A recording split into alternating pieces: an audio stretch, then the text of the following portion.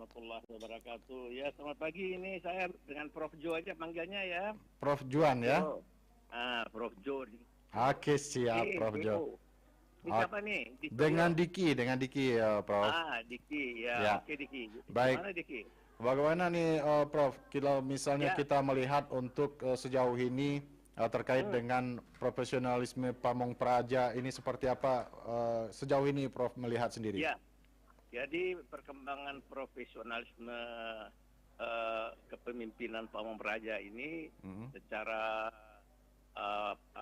aktual kita lihat sekarang ini ya makin lama makin berkembang lah ya Ya. dengan cukup baik, walaupun di sana sini tentu masih ada kekurangan ya. Mhm. Kenapa? Karena ada sistem yang dibangun untuk menjamin kaderisasi kepemimpinan Pamong Praja itu, yaitu lewat dibangunnya sekolah-sekolah pendidikan dan pelatihan bagi para kader-kader Pamong Praja. Kalau di Bukit Tinggi itu kan di Baso itu kan Ya. ada sekolah IPDN. Nah, Ya. itu tersebar di seluruh Indonesia, itu ada di 7 wilayah dan pusatnya itu di Jatinangor ya. Mhm. Nah, itu menerima mahasiswa sekitar tahun 1.000-an orang untuk memasok para kader-kader yang akan menjadi pemimpin pemerintahan di wilayah Mhm. di seluruh Indonesia Sabang Merauke. Jadi artinya terjamin karena ada lembaga pendidikan. Tinggal nanti pengembangannya di lapangan. Ya. Ketika mereka tugas di lapangan, terus ada pembinaan-pembinaan karir, pembinaan-pembinaan kepemimpinan, jadi lurah, jadi camat, jadi sekda, ya, dan terusnya sampai ke jabatan-jabatan yang lain. Nah, itu dilakukan terus penguatan-penguatan kepemimpinan supaya mereka semakin profesional melalui berbagai macam jalur juga, Ya. tingkat langkah-langkah pendidikan sampai ke luar negeri bahkan. Mhm. Ya, sejauh ini Prof lihat sendiri untuk perkembangannya seperti yang dikatakan tadi, untuk di lapangan saat ini apakah memang perlu penekanan lebih lanjut kepada para pamong praja kita nantinya, Pak? Oh iya, jadi ini kepemimpinan Pamong Praja ini harus selalu aktual, harus selalu mengikuti dinamika dan perkembangan pemerintahan dan masyarakat ya. Misalnya ini kan tahun 2023. Ya. Tahun 2023 ini disebut dengan tahun politik. Mhm. Nah, nanti akan terjadi percaturan yang akan intensif kan dalam memperebutkan kursi presiden, kursi anggota DPR dan DPD, DPRD. Bahkan tahun depan nanti 2024 itu ada pilkada serentak nasional kan? Ya. Yang akan memilih bupati, wali kota, gubernur di 545 ya, bupati, wali kota, gubernur. Nah, itu menunjukkan bahwa kepemimpinan Pamong Praja itu harus juga peka bagaimana supaya berjalan dengan kondusif tuh. Ya. Walaupun ada aktivitas tahun politik, ada pemilu, kepemimpinan Pamong Praja kan ada di lapangan nih, ya, disebut juga dengan territorial leadership, ya. Jadi dia memimpin, membina wilayah. Jadi dia di situ harus peka supaya jangan terjadi gontok-gontokan, jangan ribut, jangan konflik ya antara masyarakat, antara kelompok ormas. Nah, jadi dia harus kalau bisa dia melakukan langkah-langkah preventif ya lebih awal, mendukung KPU supaya lancar menyelenggarakan pemungutan suara dan sebagainya. Begitu. Ya. Baik. Dok, terkait juga dengan tahun-tahun politik ini tahun-tahun yang memang bagi para pamong praja sendiri ini sensitif ini, Prof. Ini seperti apa bisa Prof menjelaskan ini? Nah, itu dia. Jadi dia tugasnya berat nih. Satu, mendorong masyarakat ya supaya aktif berpolitik dengan sehat ya, pergi ke bilik suara ya, menggunakan hak pilihnya. Jangan sampai terjadi misalnya ada orang memilih karena dikasih uang, dikasih sembako gitu. Itu kan politik uang namanya. Itu tidak sehat. Nah, dia mendidik masyarakat. Bersama siapa? Jangan sendiri, ajak ulama, ya tokoh adat kalau di Sumatera Barat ya. Nah, jadi pemimpin Pemong ini rangkul kelompok-kelompok tokoh-tokoh masyarakat, mengajak masyarakat agar memilih dengan bertanggung jawab ya, agar dia bisa kita nanti bisa mendapatkan pemimpin yang amanah, ya, pemimpin yang kredibel. Itu satu yang penting. Nah, yang kedua, dari sisi dia pemimpin pamong raja ini, itu kan dilihat oleh publik ya, karena dia kan termasuk figur publik di wilayahnya kan. Ya, benar. Nah, dia juga jangan macam-macam, jangan pula dia berfoto-foto, jangan pula dia main-main dengan calon, ya kan. Nah, karena itu nanti akan menjadi temuan kalau dia misalnya melakukan perbuatan-perbuatan yang semacam berpihak gitu ya, benar, kepada para calon. Itu nanti dia akan dikenakan sanksi, ya kan, bahkan bisa dicopot dari jabatan. Nah, itu juga diingatkan dari sekarang nih, para pemimpin pamong praja di lapangan, hati-hati melangkah ya. Nah, jangan sampai dinilai oleh masyarakat kita berpihak. Gampang sekarang kan, kalau ada aneh-aneh langsung sebarin orang lihat media sosial kan. Iya. Jadi karena kalau misalnya kita lihat transformasi teknologi juga semakin lebih tinggi lagi, Prof ya. Betul. Jadi dia harus sensitif terhadap kemungkinan dia nanti akan kena kasus ya, kalau dia melakukan tindakan yang dinilai oleh masyarakat berpihak kepada calon. Ya, calon apapun, calon presiden, kayak calon bupati, wali kota, gubernur, calon DPRD kayak gitu. Nah, itu juga penting diperhatikan oleh para pemimpin pamong praja kita. Ya, tentunya di sinilah perlunya profesionalisme tadi, Prof ya. Nah, itu dia. Jadi kalau profesional itu kita kan menjalankan undang-undang dengan baik, ya. Kita berdisiplin tinggi, ya. Kita mengurus masyarakat, tidak membeda-bedakannya, ya, semuanya diperlakukan sama. Nah, termasuk orang dalam berkontestasi, ya, dalam pemilu, sama semuanya. Nah, itu prinsip itu sebetulnya sudah kita berilah pengetahuan itu kepada mereka ketika mereka sekolah di sekolah-sekolah pamong kita ya. Jadi itu sudah ada, tinggal di lapangan menerapkannya dengan baik dan lebih hati-hati di tahun politik dan tahun pemilu. Oke, baik, Prof. Ini terkait juga dengan masuknya para pamong praja ini di tengah-tengah masyarakat, di tengah-tengah sistem pemerintahan.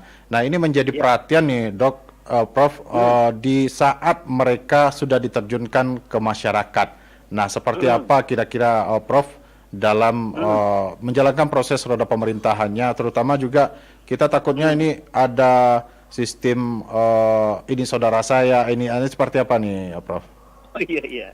Gini, jadi pemimpin pamong praja ini kan mereka kan basisnya ASN ya. Jadi anak-anak ini setelah tamat sekolah pamong, lalu kemudian diangkat jadi ASN. Nah, itu sudah ada standar baku bagaimana dia menjadi pegawai negeri sipil ya, yang bertugas secara profesional. Nah, kalau dia terjun ke masyarakat, salah satu prinsip di situ itu kan dia, misalnya sekarang yang ramai itu kan jangan KKN gitu ya kan. Benar. Nah, jangan KKN. Nah, nggak boleh kita kolusi, nggak boleh ada tindakan-tindakan korupsi ya, nepotisme. Nah, ini saudara kita, ini golongan kita, kita dan sebagainya. Nah, itu di masyarakat penting dijaga ya, ketika kader-kader ini memimpin, misalnya jadi lurah, jadi camat. Nah, itu masyarakat menopang itu kan. Ya, benar. Dilihat nih, nah apa nih, bagaimana kalau perilaku. Jadi pemimpin itu yang dilihat bukan omongannya, perkataannya saja, tapi dilihat perilaku. Nah, itu ya kan, itu pendekatan perilaku, behavioral namanya. Jadi tidak lihat apa yang dikatakan, tapi bagaimana kelakuan. Nah, gitu. Jadi kalau kelakuannya misalnya tidak patut ya, misalnya tadi mendahulukan kepentingan golongan, kelompok, keluarga, ya, atau memihak. Nah, itu akan disoal oleh publik, oleh masyarakat. Nah, dari segi pembekalan pengetahuan, ilmu, ya, mereka sudah punya. Dari segi normatif juga mereka tahu, ya. Nah, penerapan di lapangan ini yang harus kita ingatkan sekarang, hati-hati ya. Jadi usahakan keep profesional, tetap profesional, ya, perlakukan orang sama ya. Bahkan kalau idealnya itu kalau anak kita sendiri berurusan di kantor kita, dia juga harus diperlakukan sama dengan warga yang ada. Siapa yang datang duluan harus duluan, bukan harus anak kita kan. First come, first serve namanya itu ya. Nah, itu bekal-bekal itu sudah ada. Saya kira kalau pakai sistem teknologi informasi sekarang itu sangat mendorong untuk perlakuan yang treatment yang sama kan. Kalau kita lihat kan orang kalau pakai model digitalisasi kan orang daftarnya kan pakai online tuh, siapa yang duluan ya duluan ya kan. Iya benar. Kan belakangan. Jadi semakin tertutuplah celah untuk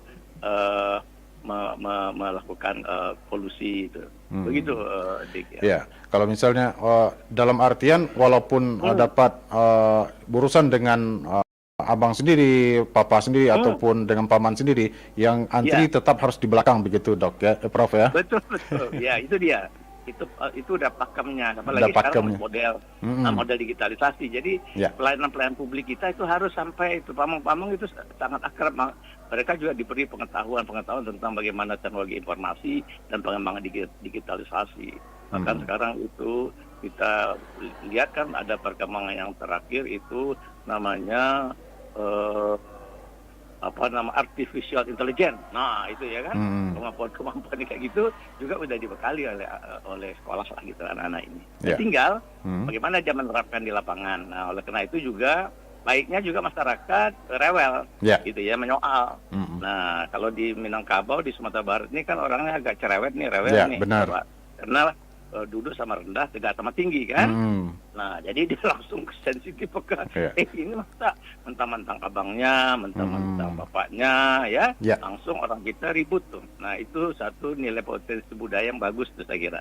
Beda sama di Jawa ya kan, orang kan kulturnya kurang kuat di egalitarian itu. Kalau di Sumatera Barat egalitariannya kuat. Sehingga saya yakin juga itu para pemimpin pemerintahan, pamong-pamong kita itu akan berpikir dua kali kalau melakukan langkah yang aneh-aneh gitu di dalam menjalankan tugasnya. Ya, berarti peranan dari masyarakat itu sendiri penting dalam mengkritisi jalannya di roda pemerintahan begitu, Prof ya? Benar. Harus rewel, harus cerewet, harus menyoal. Jadi walaupun pemimpin kita ya kan cuma ditinggikan selangkah, didahulukan selangkah, ditinggikan seranting kalau di model Minang kan. Jadi kita nggak jauh-jauh amat jaraknya sama dia.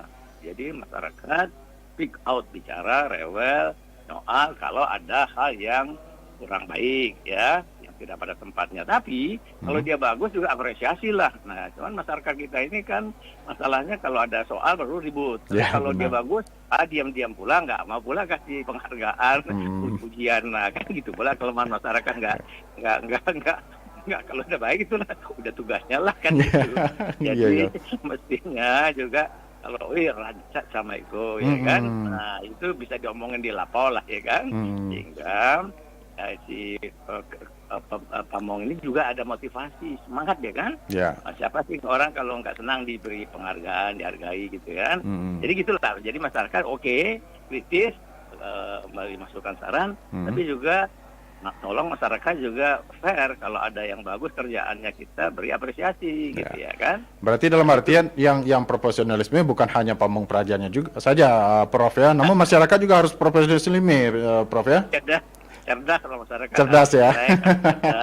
Ya harus tahu bagaimana merespek ya, tahu mendapatkan tugas, orang melayani ya kan. Yang baik kita beri penghargaan, terima kasih atau apalah kayak gitu-gitu aja ya kan. Nah, jadi kalau misalnya masyarakat juga memberikan penghargaan seperti itu, maka pimpinannya juga semakin bersemangat untuk memimpin daerah. Motivasi Prof ya. Jadi dia termotivasi ya kan untuk lebih baik lagi ya kan, menjaga juga supaya jangan sampai dia salah karena dia sudah dapat penghargaan, perhatian ya kan.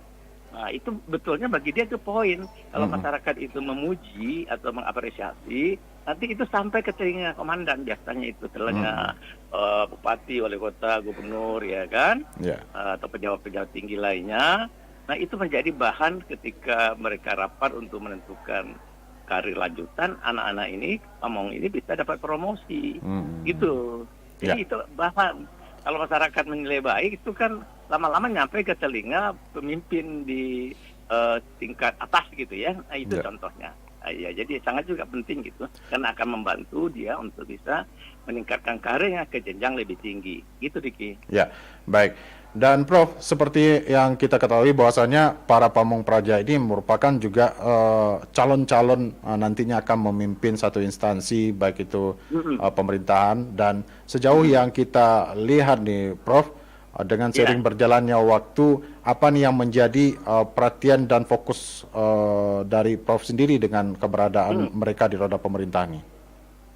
Nah, gini, kalau soal karir ya, nah, biasanya mereka kan karirnya mulai dari bawah ya, dari kelurahan, dari desa, kalau memang ditugaskan ngurus desa, sampai ke kecamatan, nanti kemudian pendidikan, ambil S2, lalu kemudian pulang sekolah bisa pergi lagi ke kabupaten atau kota ya, bisa jadi kepala-kepala SKPD ya. Nah, kemudian kalau bagus juga karirnya bisa naik ke provinsi. Nah, kemudian berkembang kalau juga sekarang kan ada model seleksi yang terbuka. Nanti di nasional ada rekrutmen untuk kementerian lembaga terkait, dia ngelamar, nanti dia sampai karirnya juga ke pusat ya. Jadi sudah banyak tuh dari segi praktek sekarang, pamong-pamong yang kerja di daerah itu menjadi pemimpin lembaga di pusat. Nah, contohnya saya ya, saya kan sekolah di APDN Bukit Tinggi. Nah, kemudian berkarir di kantor Wali Kota Padang Panjang, karir di kantor Gubernur Sumatera Barat, sampai saya menjadi Dirjen Otonomi Daerah di Kementerian Dalam Negeri kan. Nah, itu contoh bahwa karir ini tumbuh dan berkembang bisa sampai ke tingkat nasional. Nah, tinggal sekarang ketika menjadi pemimpin itu harus jaga integritas dan jaga kompetensi. Jadi kalau kita punya kompetensi terus bagus, bersaing kita secara fair ya. Model sekarang kan model seleksi terbuka, ya open recruitment. Boleh kita bersaing untuk melamar jabatan kepala dinas pendidikan, kepala dinas tenaga kerja, ya, asisten pemerintahan, macam-macam ya. Nah, tentu dari teman-teman yang manapun bisa masuk, yang memenuhi syarat tentunya kepangkatan, pendidikan dan sebagainya. Nah, di situ yang dipentingkan adalah basisnya itu meritokrasi ya, Diki. Siapa yang berprestasi bagus, maka dia bisa akan dapat jabatan dalam posisi-posisi yang bagus. Ya, prestasi itu basisnya track record, pengalamannya. Pengalamannya bagus nggak menunjukkan. Yang kedua, kompetensi, skill and knowledge-nya bagus nggak ya. Yang ketiga, integritas. Dia jujur, bermoral, ya, tidak korup, ya, tidak pernah melakukan perbuatan tercela, misalnya gitu ya. Nah, jadi dengan begitu dia patut dan layak dapat posisi-posisi di pada tingkat yang lebih tinggi. Nah, itu dia, dan saya lihat itu sudah banyak secara ya nasional ya, pelajari Sabang Merauke itu anak-anak dari pendidikan Pamong Praja ini cukup baik karirnya, berkembang dengan baik karena memang ada potensi plusnya karena mereka kan boarding school ya, sekolahnya di asrama, jadi disiplinnya tinggi, ketaatannya tinggi, militansi tinggi, apalagi dia juga ada pendidikan semi militer sedikit kan, baris-baris pandai gitu kan. Nah, itu mungkin menjadi nilai tambah ya bagi mereka, tambah dia skill and knowledge, pengetahuan, pengalaman. Nah, itu akan bisa menjadi calon-calon yang bagus lah ya, yang penting dalam menduduki posisi-posisi kunci di pemerintahan kita, instansi pemerintahan kita di daerah maupun di nasional. Begitu, Dik. Baik, Prof, terkait dengan Pamong Praja kita, apa nih Prof yang menjadi harapan Profesor sendiri untuk kedepannya seperti apa mereka, dan saat ini apa yang menjadi perhatian penting bagi mereka dalam berkarir di roda pemerintahan? Jadi ke depan saya mengharap ini kepemimpinan Pamong Praja ini harus lebih canggih lagi ya. Kepemimpinan sekarang kan kepemimpinan padan modelnya kepemimpinan yang modelnya kolaboratif governance. Kolaboratif governance itu pemerintahan kolaboratif. Walaupun Anda pintar sendiri, hebat sendiri, tapi karena nggak bisa berkolaborasi dengan semua stakeholder, Anda tidak akan bisa dapat capaian yang maksimal. Anda tidak bisa mengakselerasi pembangunan. Anda akan tidak dapat membuat peningkatan pelayanan yang signifikan untuk kepentingan masyarakat banyak. Ya. Nah, jadi pesan saya, pemimpin Pamong Praja itu jangan kaku, jangan hanya lebih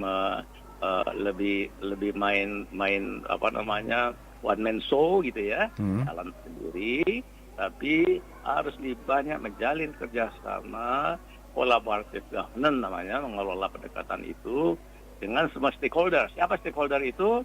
Civil society, masyarakat sipil, tokoh-tokoh adat, tokoh-tokoh masyarakat, tokoh agama, kemudian pers ya, termasuk tuh RRI ya, pilar tuh ya kan. Yeah.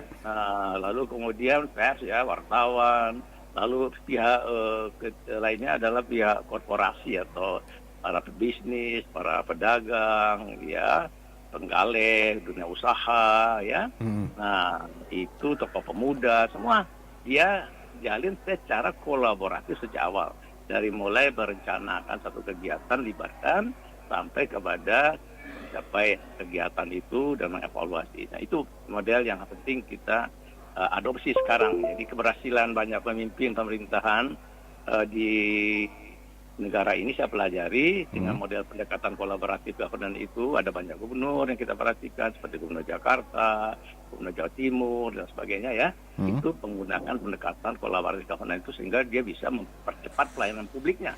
Jadi unggulan, inovatif ya. Kemudian juga bisa membuat pembangunan yang lebih akseleratif. Itu saran saya ke bawah. Jadi di mana-mana mereka tugas, di kelurahan, kecamatan, di kota kabupaten, provinsi berkolaborasi ya dengan seluruh stakeholder. Itu harapan saya ke depan untuk lebih dilakukan, diperkuat oleh pemimpin Pamong Praja kita. Begitu Diki. Oke, baik. Baik, Prof. Jo, terima kasih Prof. Jo sudah bergabung berbincang bersama Pro1 RR Bukit Tinggi hari ini, Prof. Ya, sama-sama. Ya, baik Diki. Ya, selamat pagi, selamat beraktivitas, Prof. Ya, sama-sama. Ya, Assalamualaikum. Waalaikumsalam warahmatullahi wabarakatuh. Baik, pendengar dimanapun Anda berada, demikian tadi perbincangan kita bersama Profesor Johermansyah Johan yang juga seperti yang kita simak tadi bersama bahwasannya pendengar dalam hal pelaksanaan tugas dalam roda pemerintahan bagi Pamong Praja memang sangat dituntut sekali untuk lebih profesional di bidangnya, dan sejauh ini seperti yang kita sama-sama dengar juga tadi bahwasannya untuk era kepemimpinan perlu memang satu evaluasi agar dapat berbaur dengan masyarakat dengan sebaik mungkin, agar di setiap di mana mereka ditempatkan, ditugaskan, ini bisa menjalankan amanah dari tugas-tugasnya dengan sebaik mungkin. Baik, pendengar, kita akan break dulu sejenak, setelah ini kita akan kembali lagi.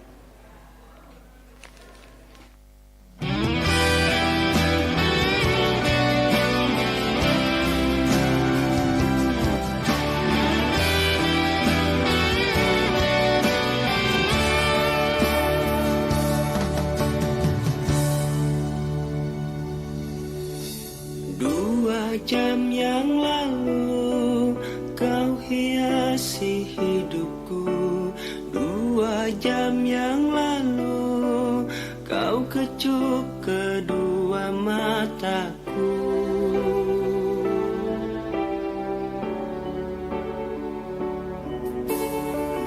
2 jam yang lalu kau masih bersamaku.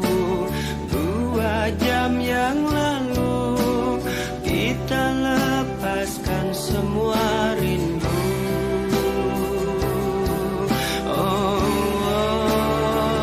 Namun itu 2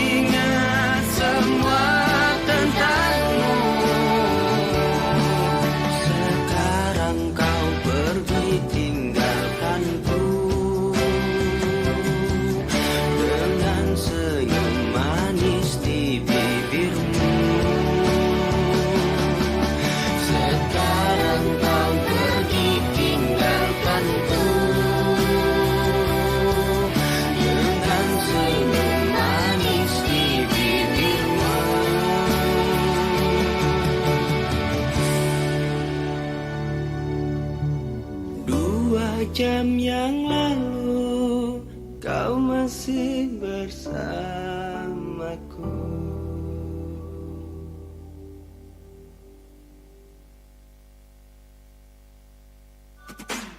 Tak perlu berpikir dua kali untuk menabung. Aman ada LPS, semua cita-citaku pasti akan tercapai. Aman ada LPS, sekarang menabung tak perlu khawatir lagi. Aman ada LPS, ada lembaga penjamin simpanan untukku. Aman ada LPS, gapai cita mulai dari menabung. Aman ada LPS, kepastian untuk melangkah maju. Aman ada LPS, gapai cita mulai dari menabung. Aman ada LPS, kepastian untuk melangkah maju. Aman ada LPS.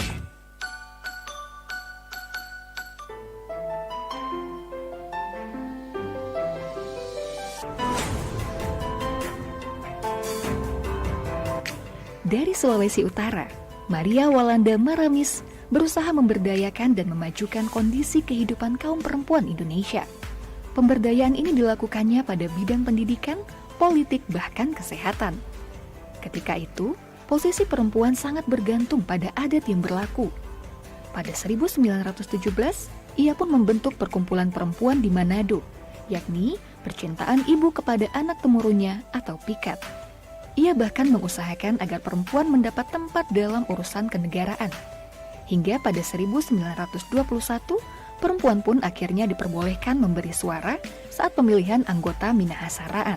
Perjuangan ini membuatnya dikenal sebagai pendobrak adat dan pejuang emansipasi perempuan, serta memperoleh gelar sebagai pahlawan wanita Indonesia.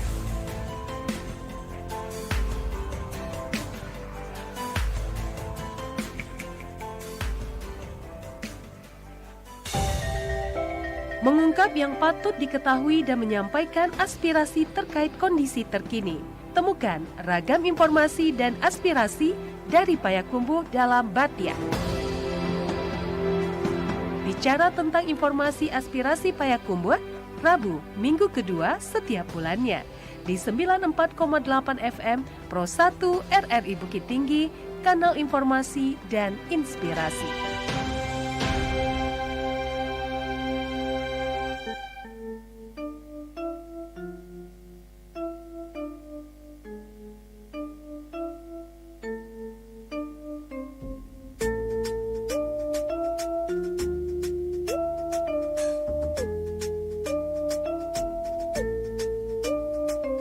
Sudah lupakan saja semua rasa cinta yang ada antara kau dan aku, memanglah sudah tiada rasa.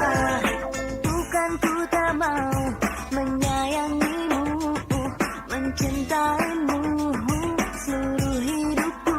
Oh, tapi selama ini ku tak mengerti perasaan yang ku rasakan. Sudah lupakan saja semua rasa cinta yang ada antara kau dan aku, memanglah sudah tiada rasa.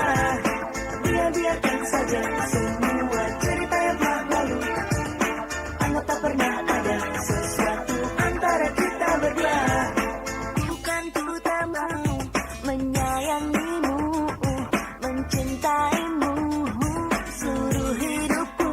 Oh, tapi semua ini hanya menambah kepalsuanku padamu. Oh, Rasa memang sudah seharusnya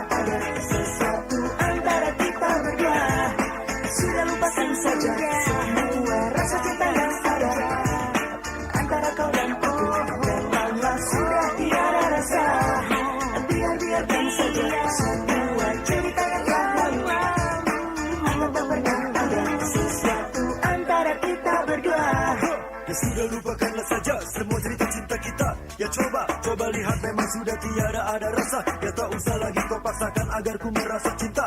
Ya biarkanlah rasa itu cepat pergi dan berlalu. Ya memang tak bisa kau harapkan lagi ku mencinta. Ya memang rasa rindu itu kini telah hilang, pergi sirna dan berlalu.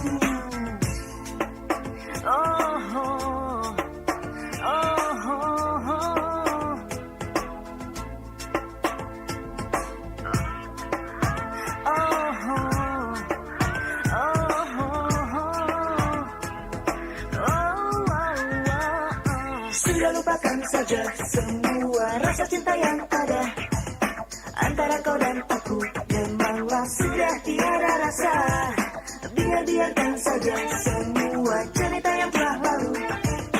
Anggap tak pernah ada sesuatu antara kita berdua.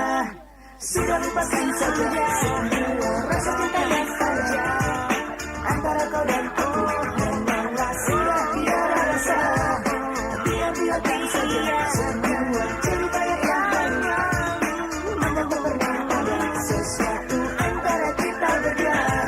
Sudah lupakan saja semua rasa cinta yang ada antara kau dan aku. Memanglah sudah tiada rasa. Biarkan saja semua cerita yang lalu. Anggap tak pernah ada sesuatu antara kita berdua. Disampaikan kepada masyarakat bahwa seluruh tahapan dan jadwal pelaksanaan pemilu dan pilkada serentak itu sudah ditetapkan. Pemilu dilaksanakan tanggal 14 Februari dan pilkada dilaksanakan nanti di November 2024. Sudah jelas semuanya.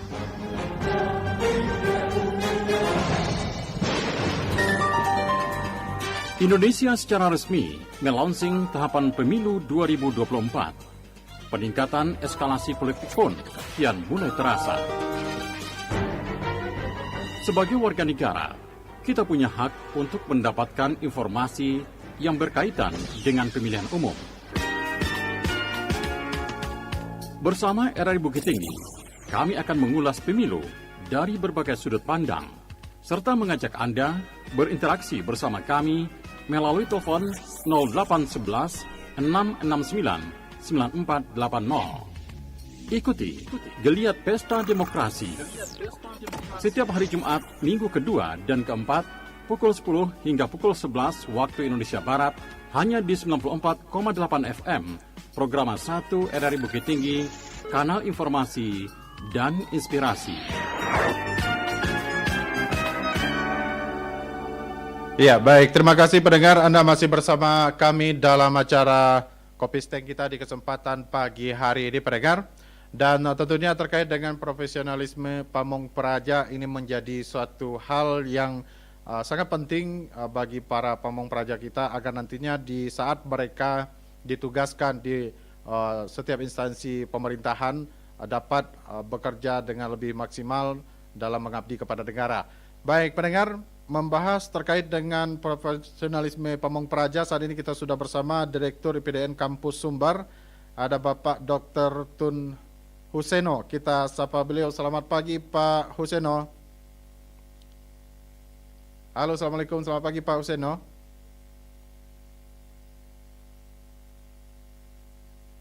Ya, sepertinya ada sedikit. Ya, kita coba terima kembali. Halo, Assalamualaikum. Selamat pagi Pak Tun Huseno. Baik, kita masih belum terhubung. Kita coba menghubungi kembali Bapak Dr. Tun Huseno selaku Direktur IPDN Kampus Sumbar.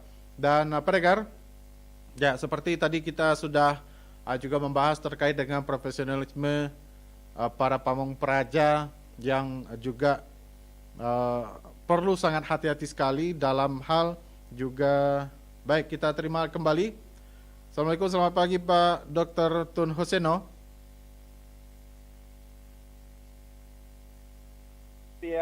Ya, selamat pagi.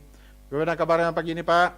Alhamdulillah sehat. Saya baru landing BIM, ini OTW menuju ke Kemunduran Rapat ya. Oke, siap.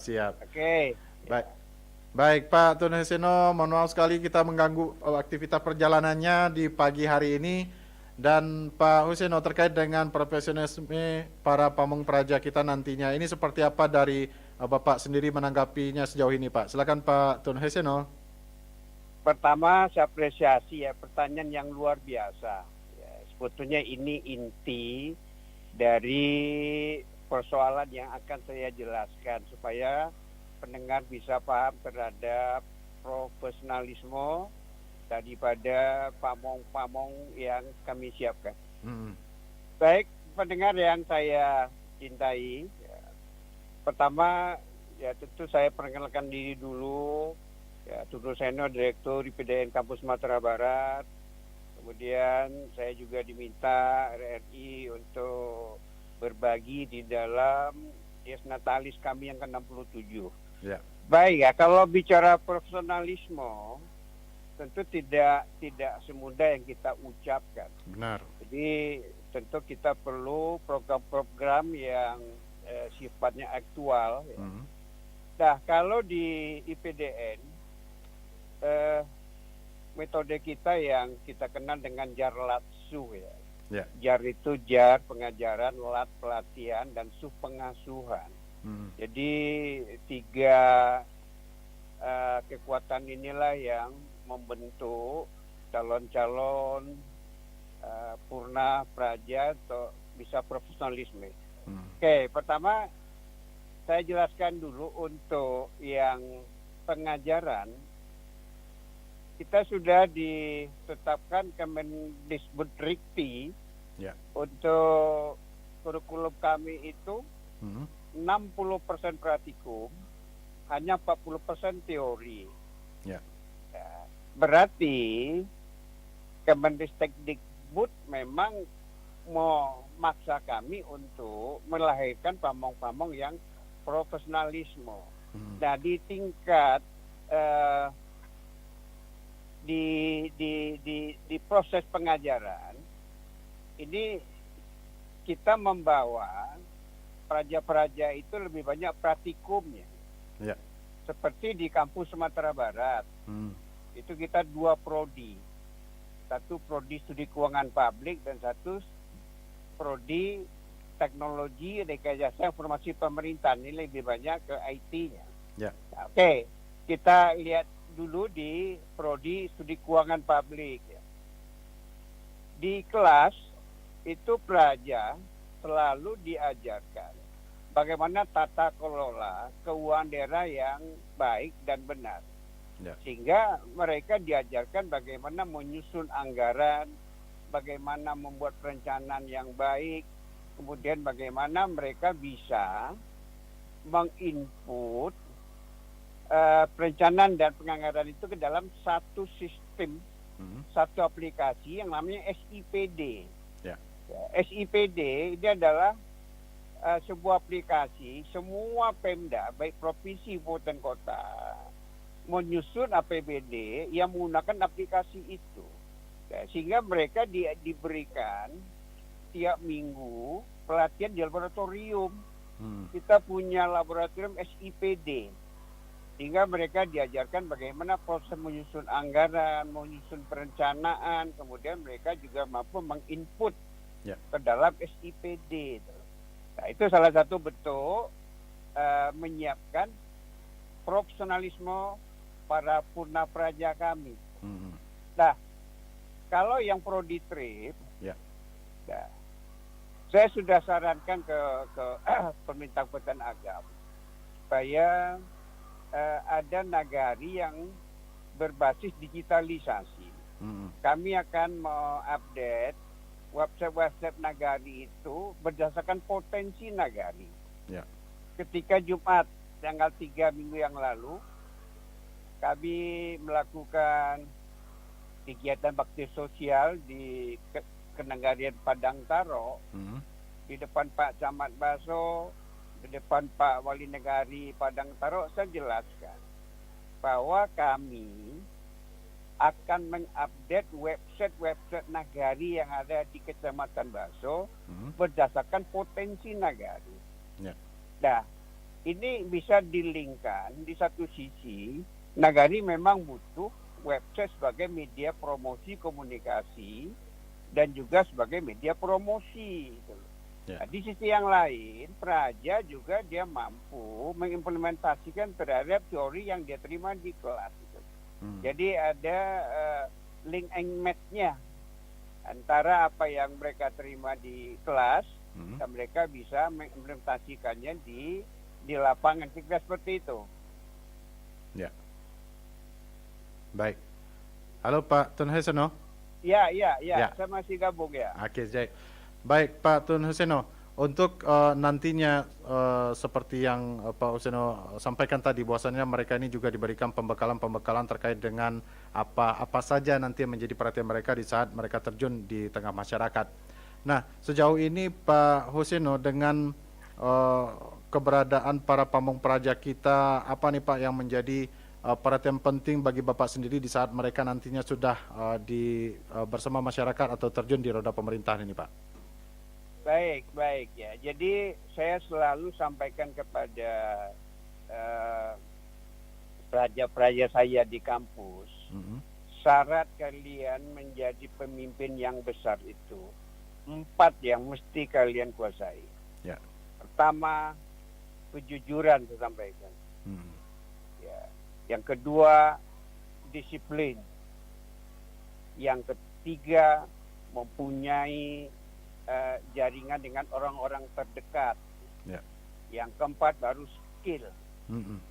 Kalau kalian menguasai 4 itu, insya Allah kalian akan menjadi pemimpin yang betul-betul bisa mengayomi masyarakat, yang betul-betul bisa mendorong bagaimana bisa meningkatkan kesejahteraan masyarakat, karena kalian dipercaya jika kalian sudah mampu memiliki yang 4 tadi. Itu kira-kira inti dari bagaimana praja-praja itu bisa saya siapkan untuk dia bisa terjun ke masyarakat sebagai pamong yang handal dan profesionalisme. Ya. Seperti itu. Baik. Tentunya kata-kata profesionalisme ini sangat penting melekat dari setiap identitas bagi para pamong praja kita nantinya, Pak Huseno ya? Ya, jelas ya. Ya, baik. Pak Huseno, di penghujung perbincangan kita di pagi hari ini Pak, karena berhubung juga waktu, apa nih Pak yang menjadi harapan kedepannya bagi Bapak sendiri dalam pamong praja ini di tengah masyarakat, Pak? Ya, pertama saya berharap dari user ini ya pemda-pemda yang pengguna daripada Purna Praja kami, supaya ketika mereka selesai dilantik, mereka bekerja, saya memang mesti ditempatkan pada porsi yang tepat ya. Seperti prodi studi keuangan publik ya. Saya mohon mereka ditetapkan apakah di bagian perencanaan, apakah di bagian keuangan, supaya ilmu yang mereka peroleh itu bisa dia linear nyambung ketika mereka bekerja di pemerintah daerah. Nah, terus di samping mengevaluasi mereka, saya minta pemda-pemda juga memberikan kepada kami sebuah bentuk kira-kira apa yang dibutuhkan Pemda itu, sehingga kami siapkan itu gitu. Karena Pemda sebagai user ya, sesuai dengan dinamika begitu besarnya perubahan-perubahan ya, dan jelas mereka itu diharapkan menjadi sebuah agen perubahan. Ya. Ini juga yang banyak kita diskusikan dengan daerah-daerah supaya celah-celah yang pemerintah daerah merasakan sesuatu yang mesti kami siapkan. Nah, ini perlu diinformasikan. Nah, ini saya lihat masih lemah. Jadi ketika para purna kami dilepas di Pemda, sepertinya Pemda tidak begitu memperhatikan, mengoptimal kemampuan mereka. Ya. Seperti itu. Oke, baik. Baik, Bapak Dr. Tun Huseno, terima kasih Pak sudah ikut berbincang bersama kita di Pro 1 RRI Bukit Tinggi pagi hari ini, Pak. Baik. Ya, selamat saya pagi. bisa ucapan kepada pendengar setia ya. Ya, siap. Oke, para pendengar RRI yang saya cintai dan saya banggakan, di tanggal 17 Maret besok kami Dies Natalis yang ke-67. Dan kami sudah banyak melakukan kegiatan seperti tanggal 3 minggu yang lalu kita bakti sosial bersih-bersih, kemudian juga penanaman pohon, dan juga kami kirap Nusantara di Kota Bukit Tinggi. Dan Sabtu besok kita juga ada bazar, kemudian juga ada donor darah, kemudian juga ada lomba essay SMA, dan kegiatan yang lainnya. Nah, saya imbau masyarakat yang ingin melihat dan menyaksikan terhadap apa yang kami tampilkan dalam Dies Natalis, silakan. Termasuk juga orang tua, barangkali anak-anaknya yang ingin berminat untuk masuk di PDN, ya kami akan berikan informasi. Dan peraja kami juga siap menjelaskan seperti tata kehidupan kampus, bagaimana tata kehidupan peraja. Nah, ini kita buka sesi untuk dialog seperti itu. Silakan para pendengar yang berminat untuk melihat kegiatan-kegiatan Dies Natalis kami dengan senang hati menerima Bapak Ibu, bawa putra-putrinya ke kampus, akan kami jelaskan ya, bagaimana tata cara seleksi dari PDN, kemudian apa-apa saja yang bisa dipersiapkan nanti kami pandu dan kami bimbing. Demikian. Baik. Terima kasih. Saya minta izin ya, saya juga mau rapat ya. Oke, siap. Mohon maaf ya. Ya. Terima kasih. Assalamualaikum warahmatullahi wabarakatuh. Waalaikumsalam warahmatullahi wabarakatuh. Baik, Bapak Dr. Tun Huseno pendengar selaku Direktur IPDN Kampus Sumatera Barat yang sudah berbincang bersama kita terkait dengan profesionalisme pamong praja. Dan pendengar, dengan demikian maka berakhir sudah untuk acara Kopi Steng kita di pagi hari ini. Saya Diki mengucapkan terima kasih atas perhatian Anda. Assalamualaikum warahmatullahi wabarakatuh. Selamat pagi dan selamat beraktivitas.